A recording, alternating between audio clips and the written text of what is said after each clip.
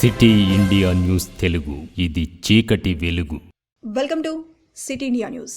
Hyderabad Panjagutta PS Khairatabad signal వద్ద వెళ్తున్న ఓ Tata Sumo కారులో అనుకోకుండా మంటలు చెలరేగాయి. ఇంజన్లో నుండి ఒక్కసారిగా మంటలు వ్యాపించడంతో ఘటన చోటు చేసుకుంది. కారులో ప్రయాణిస్తున్న వారంతా అప్రమత్తంగా ఉండడంతో వారంతా సురక్షితంగా బయటపడ్డారు. కారు మాత్రం మంటలకు ఆహుతైంది. వెంటనే ఫైర్ సిబ్బంది అక్కడికి చేరుకొని మంటలు అదుపు చేసే ప్రయత్నం చేశారు.